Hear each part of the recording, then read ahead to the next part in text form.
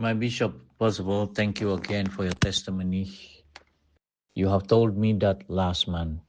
You even shared this photo of you with your spiritual mother, already in heaven, the American, and you are only, I think in 1982, you were saved from a gang leader.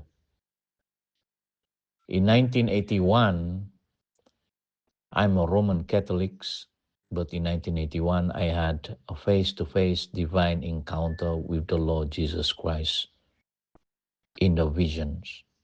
That was the time when I gave my heart unto the Lord, become my personal Savior and Lord at the age of 17 plus, coming to 18. And since then, I never turned back. It's been like 44 years now. I have faithfully served the Lord, though in my many years, there are times when I want to run away. But the Lord has His own way of chastisement, discipline, that I come back to Him again. I have lost so many in my life. I have lost so many, even women I've lost in my early years because of the difference between the calling. I'm not surprised with you.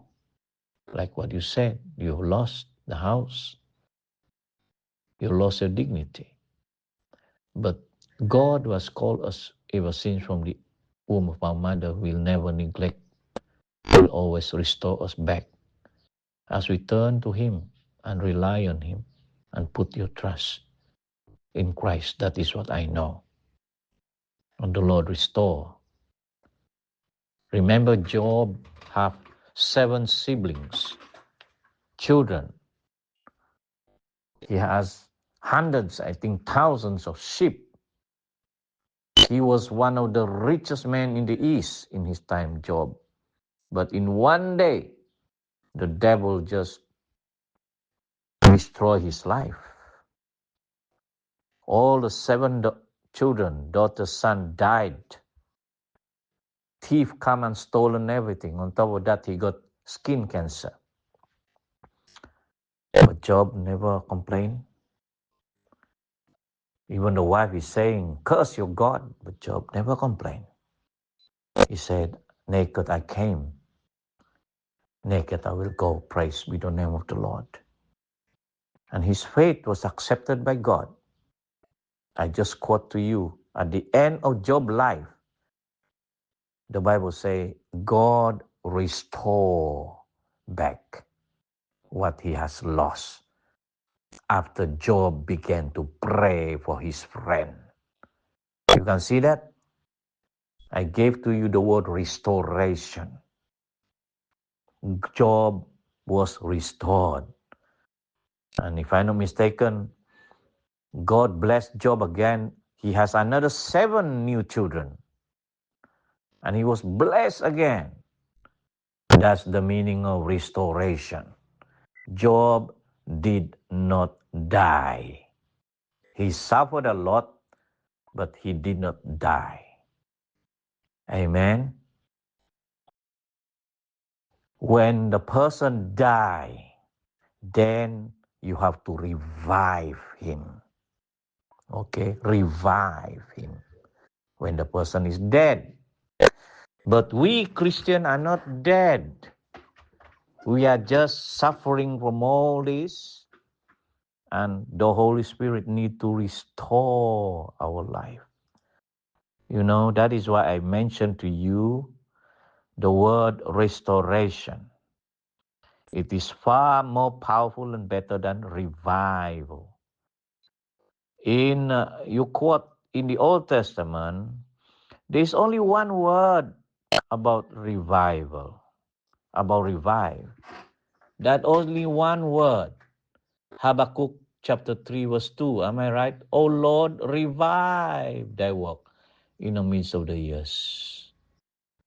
Revive it.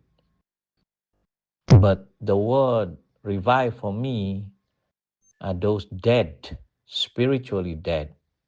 You want to revive him because revive talks about make him become alive again. And some of you are Methodists. We did not die spiritually. We are just suffered a lot and we are lost. We just need to be restored. That's why I quote to you. I said I prefer the word restoration. Because the Old Testament in Joel chapter 2 verse 25, God said, I will restore to you the years that the locust has eaten, the canker worm, the caterpillar, and the palmer worm, my great army which I sent to you. Sometimes God allow all this to steal, to kill, to destroy. But he said, when you turn to God, Joel chapter 2:25 says, I will restore back. See how God restored Job?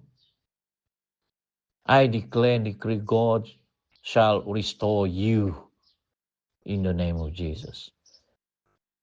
There is no word revival and revive in the New Testament. Prove me.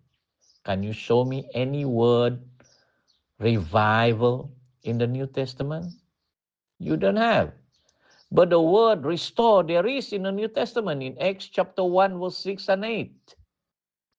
When they therefore were come together, they asked Jesus, saying, Lord, will thou at this time restore again the kingdom of Israel? People are expecting Jesus to restore. Jesus is the restorer of the kingdom. The word restoration by the Holy Spirit. And Jesus said, it is not for you to know. It is not for you to know the time of that restoration. It is not for you to know the time of the season, which the Father has put in his own power. But you shall receive power, in verse 8.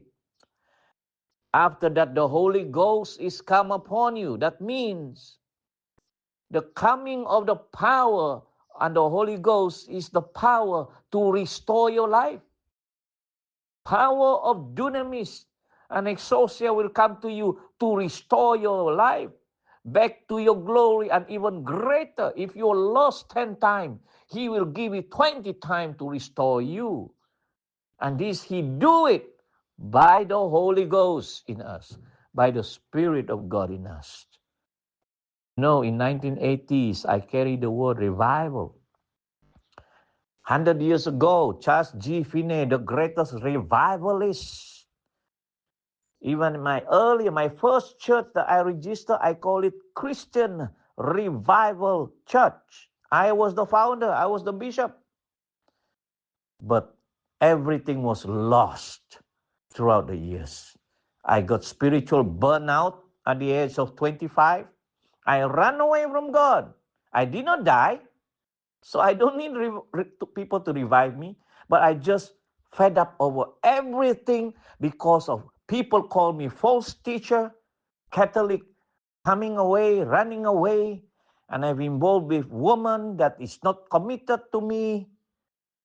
Woman destroy my life when I was young because I am too handsome, I think. I did not die. I don't need revived from my death. I did not die. I just ran away and burned out. But then God lead me again. And I come back to him again. 0. I was in my late 20s. And I said, Lord, I want to come back to you. And God began to restore my life. He returned to me. He gave me a wonderful wife. He gave me a strong ministers before the Lord. He gave me a strong ministry. I learned through my young youth that today we are strong. And he began to multiply my blessing because of my faithfulness and working hard. Money is not easy to come like manna from heaven, but it will come through our working hard and wisdom. As Proverbs says, the blessing of the Lord make us rich. He had no sorrow to it. We are not beating against the bush ignorantly. No. With the wisdom of the Holy Spirit, we can get the blessing. We have to walk smart. We have to learn. The Word of God says, blessed is the man who walk not in the counsel of the ungodly. What? Because of the bad counsel of the people, ungodly people destroy our life. But blessed is the man who do not walk in that counsel, nor stand in the ways of sinners. We don't walk in the way of sinners. Psalm chapter 1, but his delight is in the law, in the book, in the law of the Lord. And in this law, he meditate day and night. Why? Because God wants to bless us in an easy way that is wise. Walk smart, not walk hard. With wisdom, and you will earn a good living. Meditate. The Bible says, meditate. His delight is in the law of the Lord, and he meditated day and night. He shall be like a tree planted by the rivers of water, that bringeth forth his fruit in his season. His fruit also shall, even his leaf also shall not wither. Whatever he do, he shall prosper. Meditate means soliloquizing, saying the word out loud, preach to yourself, memorize and say it out loud. Soliloquizing, memorize it. Soliloquizing, speaking it, not just reading it silently. Say out loud. The Lord is my shepherd, I shall not want. He makes me to lie down in the green pastures. He lead me beside the still water. He restore my soul. Again, the word says like this.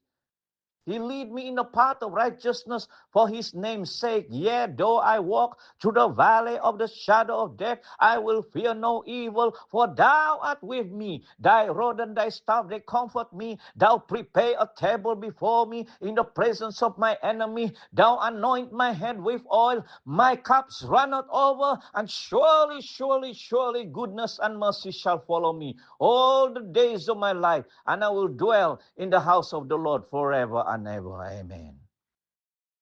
I close my eyes and I just mentioned to you Psalm chapter 1. I memorize it. Psalm chapter 23, the Lord is my shepherd. I soliloquy it every day. The Lord is my shepherd, I shall not want. That is meditating. And it changed my life. Because I cannot live without the word of God. Man cannot live with bread alone, but every word that proceeds from the mouth of God. And the Holy Spirit is there, breathing, making the word become fruitful through your life. Take the sword of the Spirit. The sword of the Holy Ghost is the word of God to fight the enemy. Amen.